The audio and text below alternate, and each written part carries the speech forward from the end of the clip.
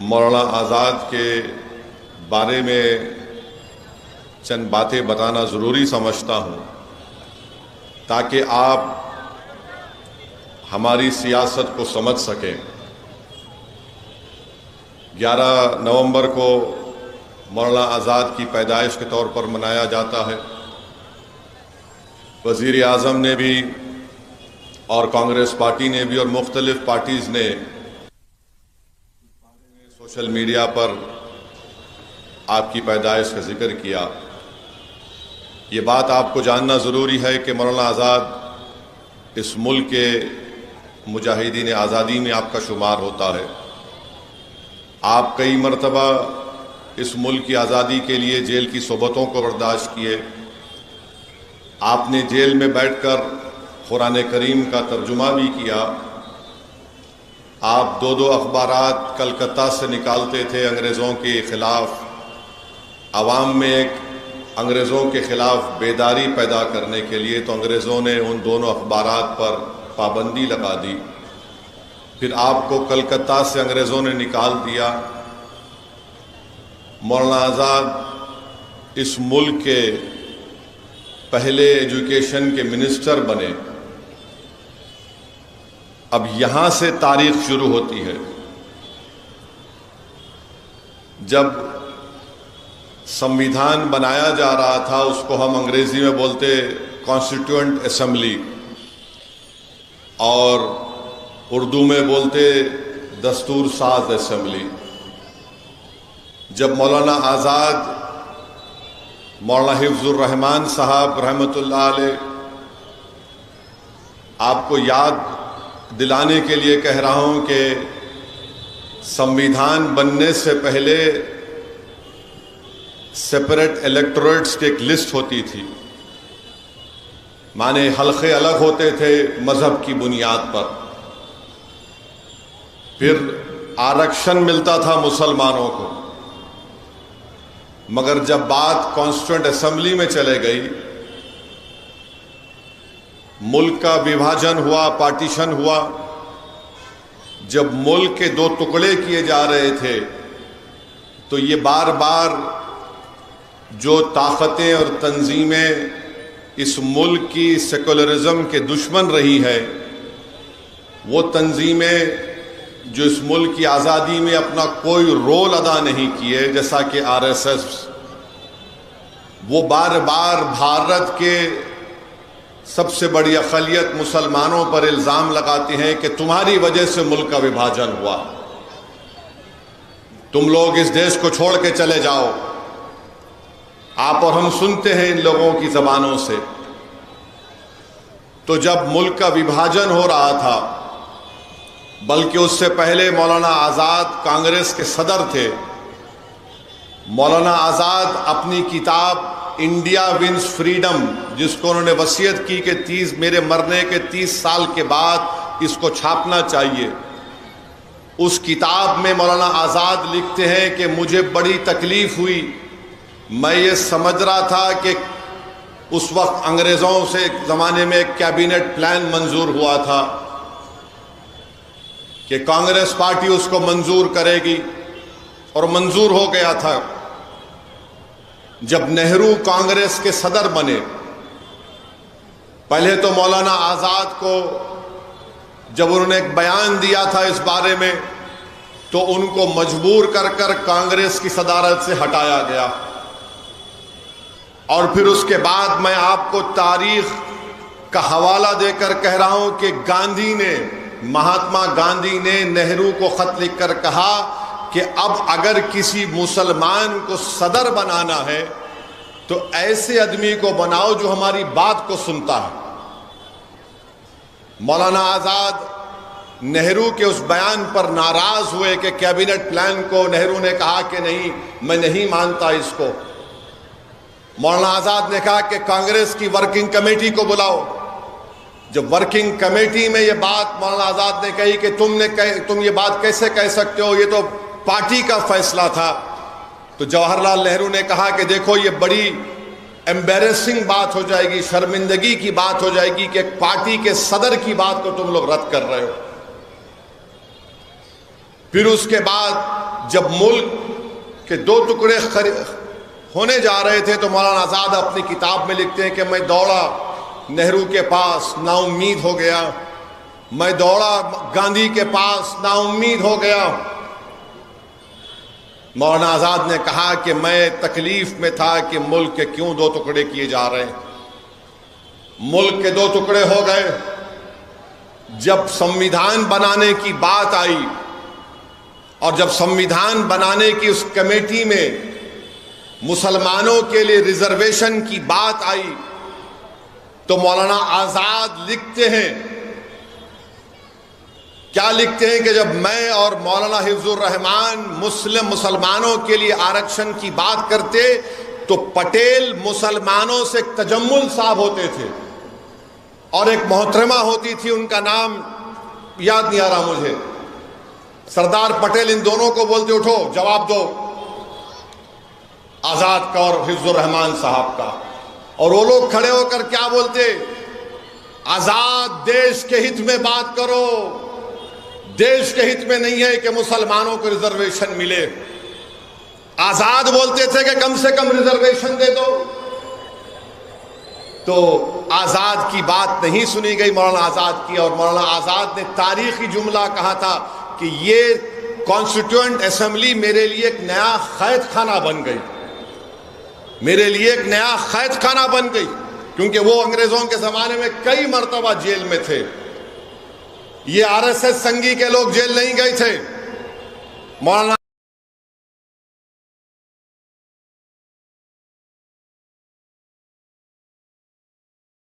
आज़ाद jail में रहते थे 10-10 महीने, 11-11 महीने, 9-9 महीने, एक नहीं सैकड़ों मर्तबा जेल को गए।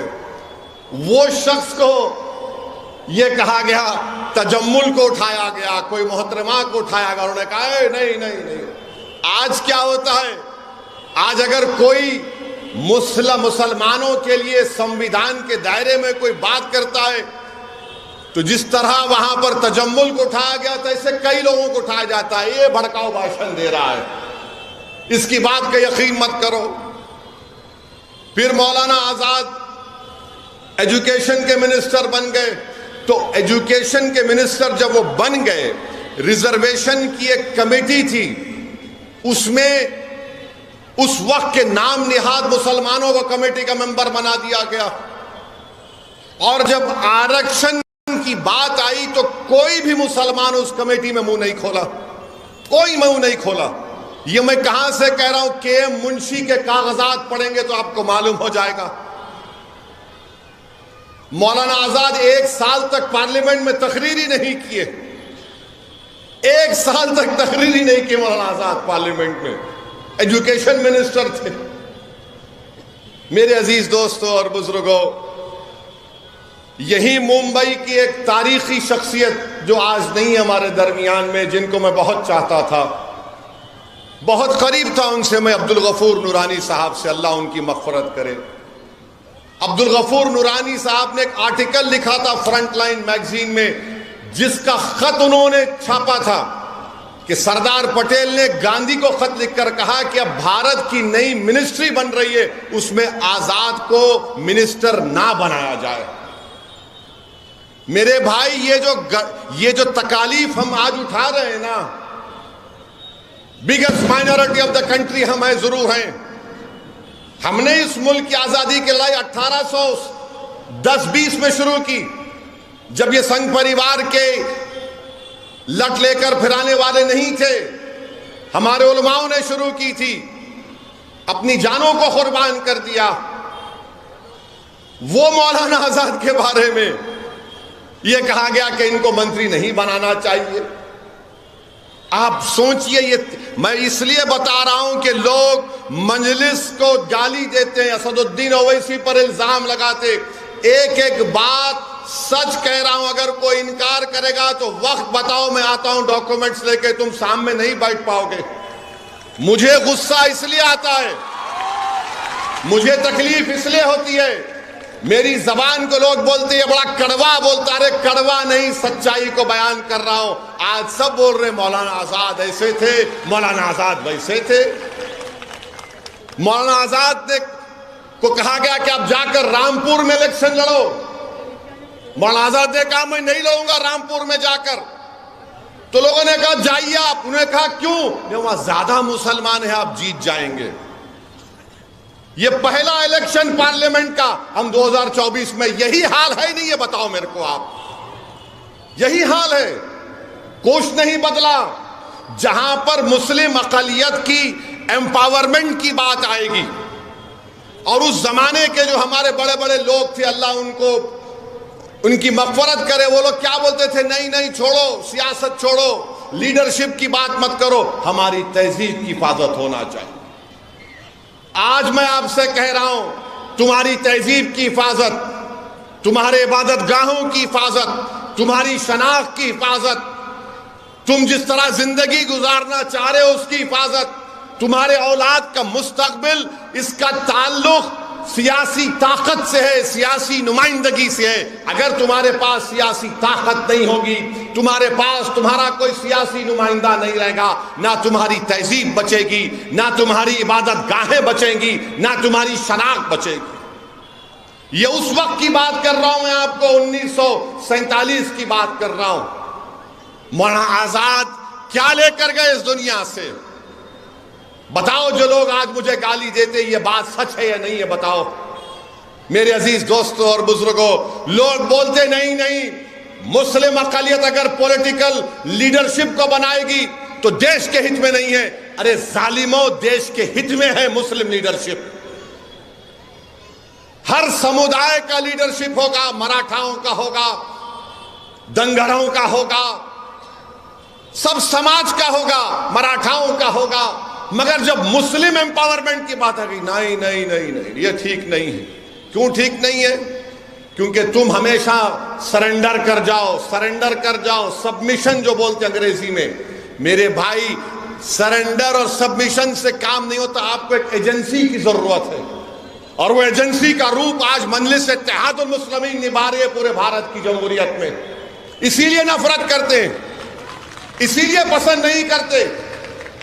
अरे वो आजाद के बारे में तुमने क्या किया, जिसको नेहरू बोलते थे ये हमारे अमीर कारवान है, और उसी अमीर कारवान को कांग्रेस की सदारत से हटा दिए। अमीर कारवान बोलते थे जवाहरलाल नेहरू। उस जमाने में किसी की हिम्मत नहीं थी, मगर आजाद से ये कर दिए।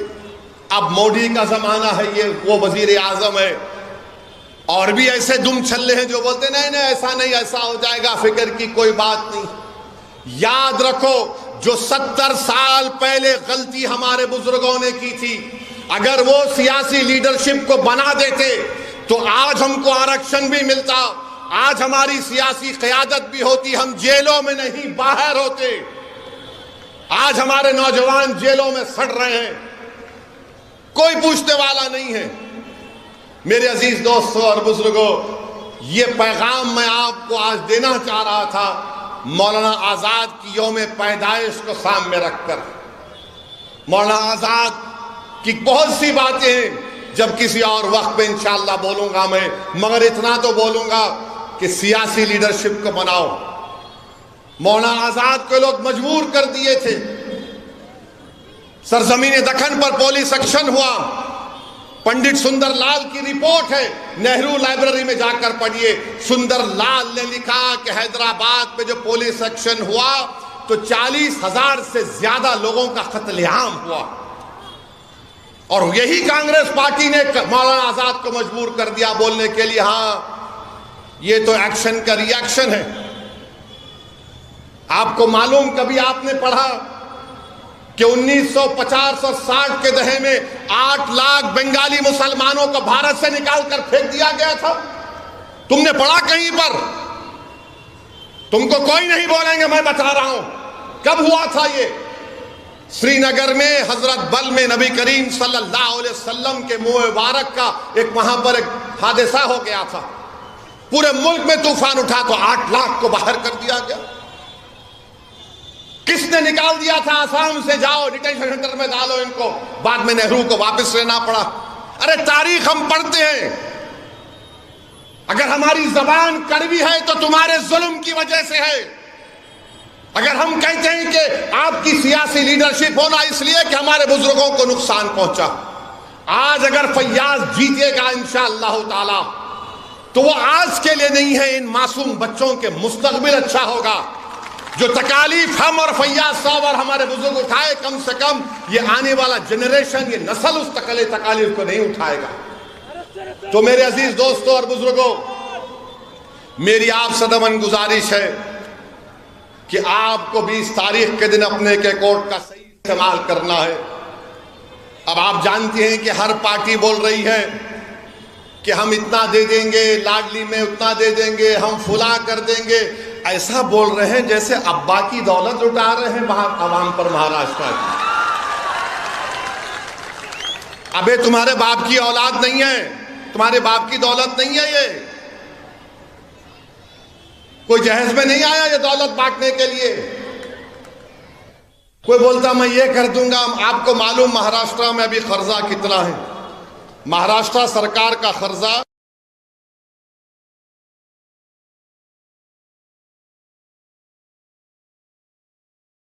35,000 था, वो बढ़ के माशाल्लाह शिंदे बोले मेरा क्या है छोड़ना ले 5,32,000 करोड़ रुपये।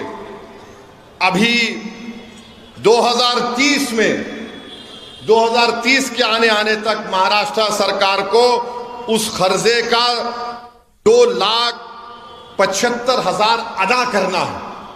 तो ये लोग क्या करते हैं, अब 2,75,000 अदा करना है, मार्केट से 80,000 करोड़ उठाते, उसमें से आधा पैसा कर्जे में देते, आधा पैसा बोलते ले लूटो, खाजा का लंगर है लेके जाओ।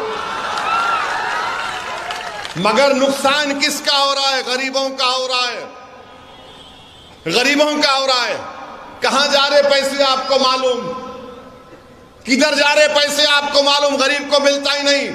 नेताओं के जेब में पैसे चले जाते, 1 2 का 4 करते, दिखाते 20, 8 इनके पास, एक 6-7 दिखाने को फोटो गरीबों को मिलता। फिर आप जानते हैं कि मुंबई लोकल जो चलती है आपके पास, हाई कोर्ट का ऑर्डर मैं पढ़ा हूं। बैठ जाओ भाई, ये ब्लू शर्ट बैठो, भड़काओ भाषण हो रहा है, बैठो, डिस्टर्ब मत करो हमारे वोटर को।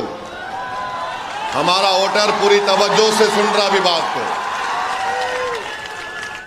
मुंबई लोकल में बॉम्बे हाई कोर्ट ने कहा कि हमको शर्मिंदगी है कि इसमें सफर करने वालों को कैटल की तरह, जानवरों की तरह ट्रीट किया जाता है। 2023 में मुंबई लोकल पर 2,590 लोगों की मौत हुई। मुंबई लोकल में 2,590 लोगों की मौत हुई है, 2,451 लोगों जख्मी हुए हैं। ये डबल इंजन की सरकार कैसे है कि 2,590 मर गए शिंदे, 2,590 लोग मर गए फडणवीस, तुम्हारा डबल इंजन और 2,500 लोग मर रहे हैं। तुम क्या मारने के लिए इंजन हो या बचाने के लिए? हमको बताओ। फिर आप देखिए, आपके मुंबई की बस बेस्ट सर्विस है, 35 लाख गरीब लोग बेस्ट सर्विस को इस्तेमाल करते, 1,000 बसेस हैं। ये डबल इंजन क्या करना चाह रहे हैं कि आइंदा साल तक, आज बेस्ट के पास 1,000 बसेस हैं जो गरीब इस्तेमाल करता है, 2025 तक शिंदे और फडणवीस बोल रहे हैं जरूरत ही नहीं है, खाली 220 बस रखेंगे। किसका नुकसान होगा इसमें? उस बस में कितना देर इंतजार करना पड़ता गरीबों को बस आने के लिए। ये आपके बुनियादी मसले मसाइल हैं। ये प्राइवेटाइज करना चाह रहे हैं बेस्ट सर्विस को। तो मेरे अजीज दोस्तों और बुजुर्गों, ये मुद्दे हैं। अगर दोबारा ये सरकारें आएंगी, याद रखिए मुंबई में कोई जमीन खाली नहीं रहेगी। बोलेंगे ये तू ले ले, ये तू ले ले, तू माल बना ले, तू ये बना ले। माल के नाम पर माल जमा कर रहे हैं। और याद रखिए, मुझे तो खौफ है इतनी बड़ी जमीन खाली कैसे है। यहां पर आकर देख लिए होंगे, क्योंकि मोदी ये बोलते हैं कि मैं घर से ड्रोन भिजाकर देखता हूं हर चीज को।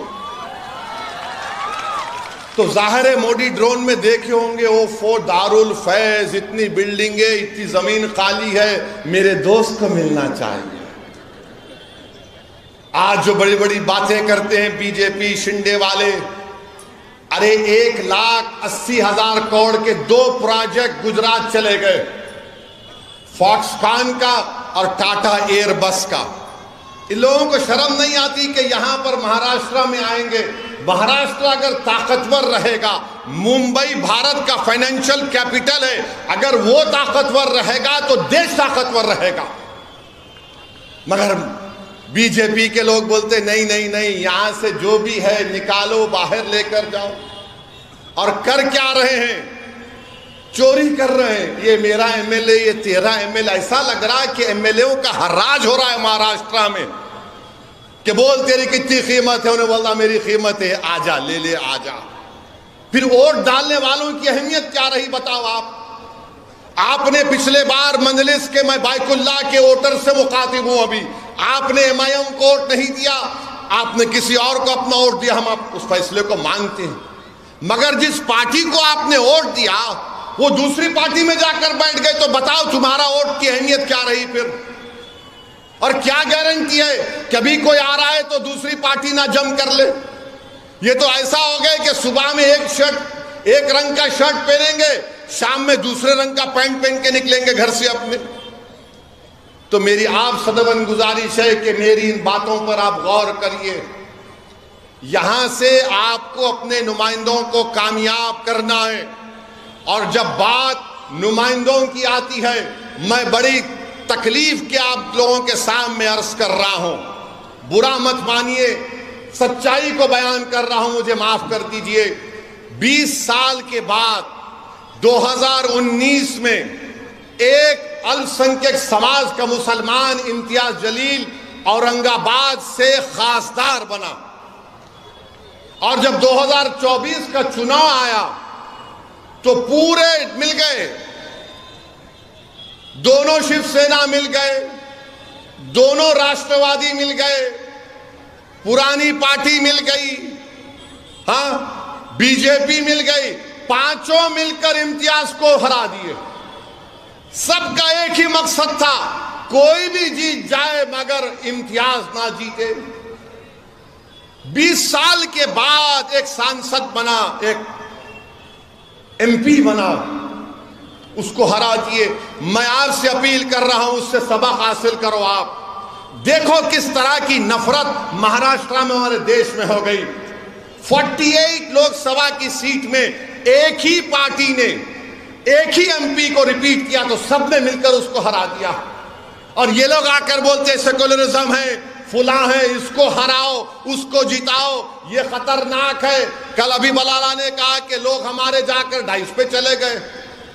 ये गलती मत करो बाइकुल्ला में। आप लोग बेझिझक बेखौफ होकर पूरे इत्मीनान और एतमाद के साथ आप मजलिस इत्तेहादुल मुस्लिमीन के उम्मीदवार को अपना वोट डालिए। और मैं आपको बता रहा हूं, ये ओवैसी की गारंटी है, फैयाज कहीं नहीं भागेंगे बल्कि भगाएंगे इन लोगों को इंशाअल्लाह ताला। आपके सामने एक शख्स है जो अपनी जिंदगी के कीमती लम्हात इसी हल्के में गुजार दिए, आपके दरमियान में गुजार दिए, आपके गली कूचों में गुजार दिए, आपकी खुशी में शामिल, आपकी मैयत में शामिल, आपके गम में शामिल। जब ये शख्स आपको जानता है, आप इसको पहचानते हैं, तो मेरी आपसे दरखास्त है कि 20 तारीख के दिन अपना एक वोट पतंग के निशान पर बटन दबाकर अपनी आवाज को महाराष्ट्र के असेंबली में भिजाइए, महाराष्ट्र के असेंबली में भिजाइए, ताकि बाइकुल्ला का विकास हो, ताकि बाइकुल्ला को छुटकारा मिले। ये कपड़े बदल बदल कर ये पार्टी कभी वो पार्टी से म्यूजिकल चेयर हो रहा है। अब कल किसकी सरकार होगी नहीं होगी, उधर भागेंगे वो लोग। ये कोई बात है बताइए? आप एमएलए हो, तुम आमदार हो, तुम कोई हर्राज का सामान थोड़ी हो कि तुम इधर चले जाओगे कभी उधर चले जाओगे। और पॉलिटिकल रिप्रेजेंटेशन की अहमियत क्या है, मैं फिर से बता रहा हूं आपको। नरेंद्र मोदी ने वक्फ बिल का कानून पेश किया, नीतीश कुमार के पास सिर्फ 13 या 14 एमपी, कितने आसिफ बखार? 13 है, 13 या 16, 13 हैं। अगर एमआईएम पार्टी के 3 एमपी होते, अख्तरुल ईमान और इम्तियाज जलील मेरे साथ होते, मोदी 10 बार सोचते थे ये बिल को लाए ना लाए, मगर आप थाली मार रहे हैं, आप लोग थाली मारते हैं। अगर हमारे 3 एमपी होते, वो कानून या वो बिल नहीं आता जिसके जरिए नरेंद्र मोदी उनकी सरकार वक्फ को खत्म करना चाहते हैं पूरे भारत में। कोई जायदाद वक्फ की नहीं रहेगी, मेरी बात मैं जिम्मेदारी के साथ कह रहा हूं, कोई जायदाद नहीं रहेगी वक्फ की। कलेक्टर को इतना पावर दे दिया जाएगा कि कोई भी कलेक्टर के पास जाकर बोलेगा, ये कलेक्टर साहब ये जो यतीम खाना है, ये जो खानखा है, ये जो दरगाह है, ये जो मस्जिद है, ये वक्फ नहीं है। अब मेरे इस बोलने के बाद बहुत से लोग बोलेंगे ओवैसी तुम क्या कह रहे हो, पागल हो क्या? कोई भी जाकर बोल देगा अरे ये कानून में लिखा है, इस बिल में लिखा है। क्या लिखा है कि कोई भी रोड चलता आदमी जिसका वक्फ से कोई ताल्लुक नहीं होगा, वो जाकर कलेक्टर को बोलेगा इंक्वायरी ऑर्डर करो। कलेक्टर जैसे इंक्वायरी ऑर्डर करेगा, उसमें कोई टाइम लिमिट नहीं है। जब कलेक्टर इंक्वायरी लिखेगा, इंक्वायरी कंप्लीट होने तक वो प्रॉपर्टी वक्फ की नहीं रहेगी। आप तो चले गई प्रॉपर्टी आपके हाथ से, दरगाह आपके हाथ से निकल गई, खानकाह आपके हाथ से निकल गई, मस्जिदें आपके हाथ से निकल जाएंगी, कब्रिस्तान आपके हाथ से निकल जाएगा। इस तरह का गंदा बिल इस भारत की पार्लियामेंट में मोदी ने पेश किया। और आपको मालूम वक्फ बाय यूजर, उसका मतलब यह है कि अगर कोई बरसों से किसी चीज को इस्तेमाल कर रहा है तो वक्फ बाय यूजर है। और यही प्रोविजन हिंदू धर्म में भी है। हिंदू धर्म की लॉ की मशहूर किताब बीके मुखर्जी, उसमें लिखते हैं बाय यूसेज ये मंदिर की बन जाती है। ओडिशा के एंडोमेंट में, आंध्रा, तेलंगाना के, तमिलनाडु के एंडोमेंट में ये वक्फ बाय यूजर का कॉन्सेप्ट है। मगर मोदी बोल रहे नहीं रहेगा। उसका नुकसान क्या होगा? मोदी बोल रहे हैं डॉक्यूमेंट लेकर आओ। अगर आपके इलाके में 200 साल पुरानी मस्जिद है, कहां डॉक्यूमेंट मिलेगा? कहां डॉक्यूमेंट मिलेगा? हाजी अली की दरगाह पर दावे पेश करते हैं, वो खैर वो ट्रस्ट में है, मगर वहां पर भी जाके बोलेंगे नहीं है। क्या करेंगे आप? मेरे भाई, इस तरह का बिल पेश किया, उस वक्त इतनी तकलीफ हुई कि मेरा रोंगटा पुकार कर कह रहा था कि क्या हो गया इन लोगों को जो 14.5 करोड़ है और 5 को नहीं जिता सकते। अपनी मस्जिद को बचाने के लिए, दरगाहों को बचाने के लिए, खानखाहों को बचाने के लिए तुम कब तक लड़ोगे बताओ मेरे को? अरे मैं खराब हूं तो खत्म कर दो, मुझे हटा दो, मुझे दुनिया से निकाल दो, मगर तुम तो कायद बनो, तुम इत्तेहाद पैदा करो। कब तक तुम इस डर में रहोगे वो जीतेगा, ये जीतेगा? अरे कोई भी जीते उसको तुम्हारी मस्जिद से क्या मतलब? कोई भी जीते उसको तुम्हारी शनाख्त से क्या मतलब? कोई भी जीते वो तुमको क्या इंसाफ करेगा? इंसाफ तुमको करना पड़ेगा अपने लिए, आने वाली नस्लों के लिए। मगर तुम ये समझ रहे हो नहीं वो दूसरा ठाकरे है, ये अच्छा है। कौन क्या किए बताओ आपको? जब ये वक्फ का बिल पेश हो रहा था, उद्धव ठाकरे के पूरे एमपीज बाहर खड़े हुए थे, कोई लोग सभा में नहीं था। मुझे मोशन देना पड़ा इंट्रोडक्शन के खिलाफ। मेरे भाई जागो, मजलिस के लिए नहीं तो अपने लिए, अपनी नस्लों के लिए, अपनी शनाख्त के लिए जागो। तुम नहीं समझ रहे, तुम्हारी आवाज अगर असेंबली में नहीं होगी, तुम्हारी आवाज अगर कॉरपोरेशन में नहीं होगी, तुम्हारी आवाज जिला परिषद में नहीं होगी, पार्लियामेंट में नहीं होगी, तो कौन तुम्हारी आवाज उठाएगा बताओ? आज ये खतरा हमारे सरों पर मंडला रहा है। अगर मोदी इस तरह के बिल को पार्लियामेंट में दोबारा पेश करेंगे, अगर वो कानून बन जाएगा, खुदा ना खास्ता हम कई मसाजिद, मदरसे, दरगाहें, खानकाहें, कब्रिस्तान की जमीनों को खो देंगे।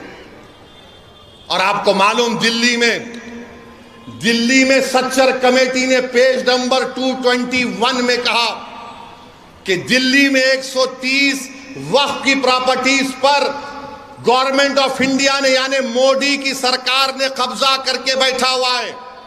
उसकी लागत 2007 में 3000 करोड़ की थी। आज हम 2024 में हैं, कम से कम 10,000 करोड़ की प्रॉपर्टीज हैं जो गवर्नमेंट ऑफ इंडिया उस पर एंक्रोच कर रही है, काबिज है। मेरे भाई बताओ, अगर हमारे नुमाइंदे नहीं रहेंगे, हमारी आवाज नहीं उठेगी, तो फिर कौन उठाएगा तुम्हारी आवाज को? मौलाना आजाद को बोलने नहीं देते थे। तुम क्या कौन सी खेत की मौली हो तुम? मगर सबक तो हासिल करो कि सन 47 के बाद जो मौलाना आजाद से हुआ वो हम पर तो चल रहा है ना, बीत रहा है हम पर। मेरे भाई, तुम क्या उस वक्त जागोगे जब तुम्हारे महलों की मस्जिद पर नोटिस लग जाएगी, this is not a Waqf property? तुम क्या उस वक्त उठोगे जब दरगाहों के सामने नोटिस लग जाएगी, this is not a Waqf property? तुम क्या उस वक्त उठोगे जब कब्रिस्तान में जाकर कह दिया जाएगा कि तेरे अब्बा की खबर पर तू शबे बारात के दिन आकर फूल नहीं चढ़ाएगा, ये वक्त प्रॉपर्टी नहीं है? तुम उस वक्त रोगे, तुम उस वक्त जागोगे जब कयामत का सूर फूंका जाएगा। ये वक्त है उठने का। 20 तारीख के दिन अपने सबूत दो, अपनी जिंदगी का, अपनी क़यादत को बनाओ, अपने नुमाइंदों को कामयाब करो। यकीनन हराओ मोदी को, यकीनन हराओ शिंदे को, बल्कि अगर ताकत है तो उखाड़ कर फेंको इन लोगों को। मगर याद रखो, याद रखो, याद रखो, सियासत में शहादत का कॉन्सेप्ट नहीं है। अल्लाह की राह में शहादत है तो जन्नत है, सियासत में जिंदा रहना है। तुम जिंदा रहोगे तो नेक अमाल करोगे, तुम जिंदा रहोगे तो काम करोगे। फैयाज भाई बहुत अच्छे हैं, हमेशा हम पुकारे तो आ जाते। कब तक आएंगे फैयाज? अगर फैयाज तुम्हारा आमदार बनेगा तो फैयाज ताकतवर नहीं, तुम ताकतवर होगे, तुम ताकतवर होगे। तो मेरे अजीज दोस्तों और बुजुर्गों, एक और मिसाल देकर बात को खत्म करता हूं। एक शख्स महाराष्ट्र में अल्लाह के रसूल सल्लल्लाहु अलैहि वसल्लम की शान में गुस्ताखी की, गुस्ताखी करने की कोशिश की। कोई रहमतुल आलमीन की शान में गुस्ताखी नहीं कर सकता, ये मेरा ईमान है। कोई नहीं कर सकता, जिसके लिए जमीन और आसमान बनाई गई। अरे तू कौन है जो रहमतुल आलमीन है? इसने अनाब शनाब बकी कौन आवाज उठाए? उद्धव ठाकरे?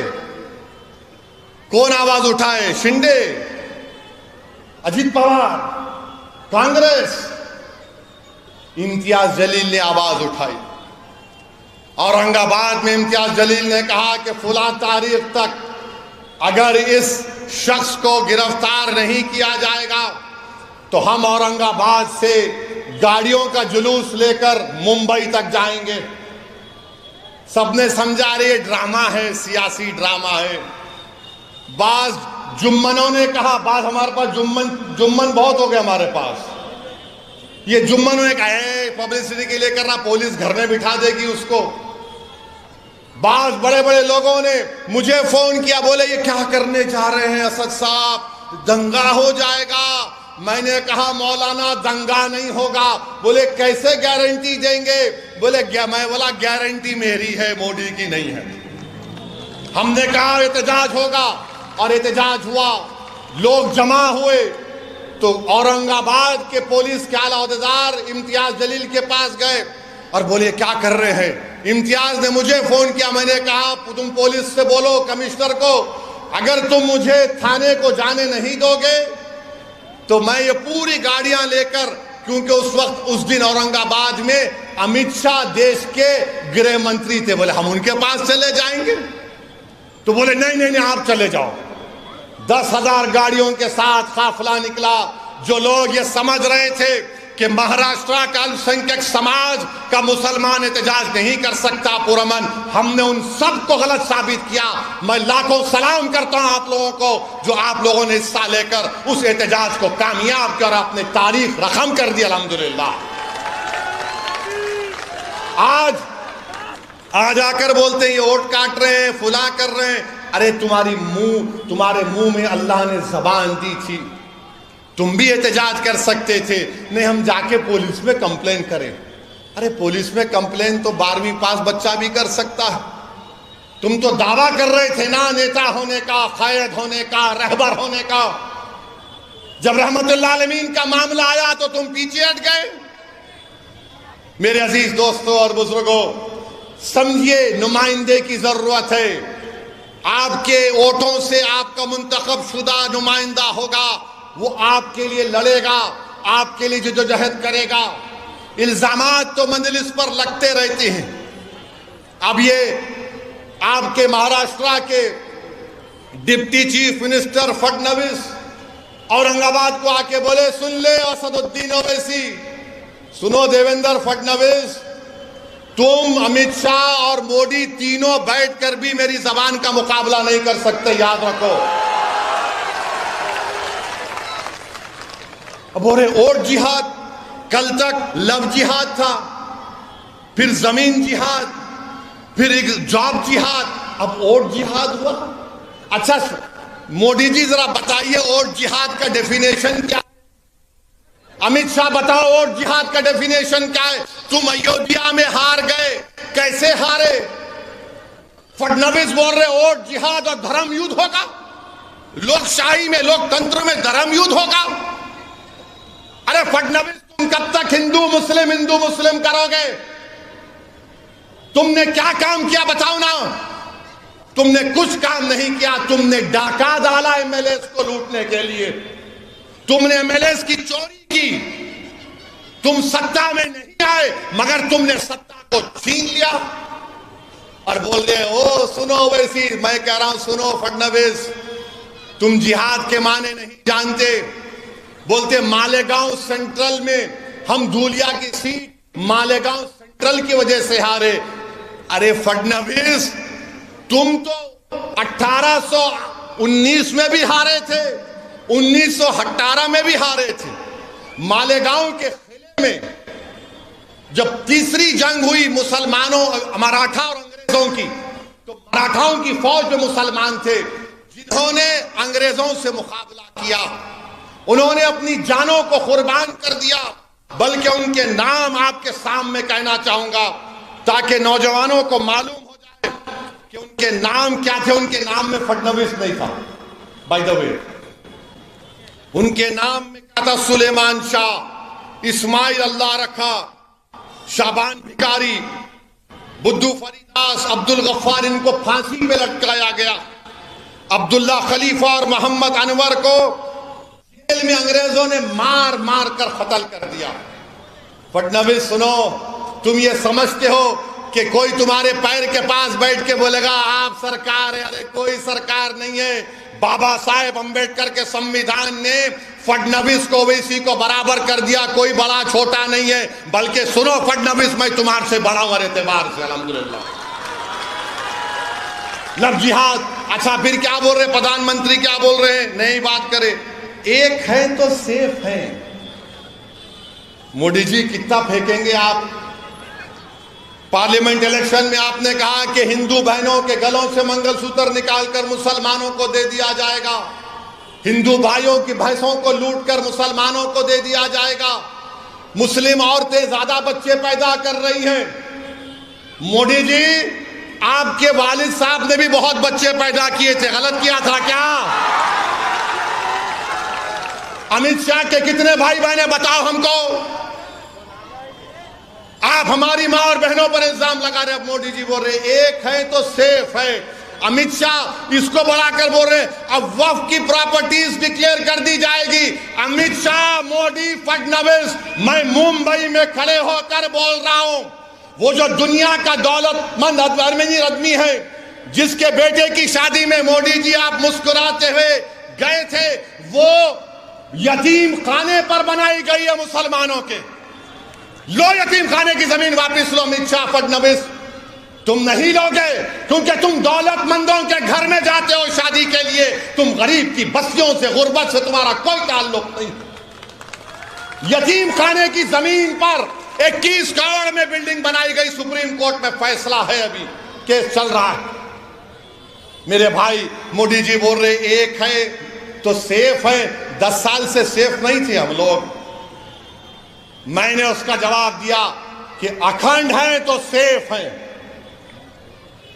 अखंड है तो सेफ है। हम अनेक हैं तो अखंड है। हमारी डाइवर्सिटी इतनी है इस मुल्क की। मगर खैर बहरहाल बहुत सी बातें इंशाअल्लाह ताला। मेरी आपसे एक ही गुजारिश है कि 20 तारीख के दिन, जहां तक मेरी आवाज अल्लाह पहुंचा रहा है, मेरी आपसे अपील है कि 20 तारीख के दिन एक एक वोट को इस्तेमाल करिए पतंग के निशान पर। अब आप मखरूज नहीं हैं, आपने अरविंद सावंत को वोट दिया नहीं दिया? दिया, आपने वोट दिया अरविंद सावंत को? हाथ उठाओ कितनों ने दिया? कम दिए। अरविंद सावंत को पार्लियामेंट में इलेक्शन में प्यारे। अब आप कितने लोग देंगे फैयाज साहब को वोट बताओ? वहां भी हाथ उठना, जरा दर्द हो रहा के हाथ में? हाँ, अब ये बाहर जाकर, हाँ बाहर से भी हाथ उठ गया माशाअल्लाह। मगर बाहर जाकर भूल नहीं जाना, नहीं 15 तारीख से ये इबलीस के एजेंट आएंगे। फैयाज जीत गया तो गवर्नमेंट बनाता क्या? फैयाज मिनिस्टर बनता क्या? अरे भाई तुम फैयाज को जिताओ, इंशाअल्लाह ताला यहां पर जो सरकार बनाएगा वो इस ग्राउंड में आकर फैयाज को बोलेगा चल फैयाज मेरे साथ। ये काम आप कर सकते हैं तो मुत्तहदा अपने अपने वोट का इस्तेमाल करिए। पतंग के निशान पर बटन दबाकर अपनी आवाज को, बेबाक आवाज को महाराष्ट्र विधानसभा में पहुंचाइए। शुक्रिया बहुत बहुत। अस्सलाम वालेकुम व रहमतुल्लाहि व बरकातहू।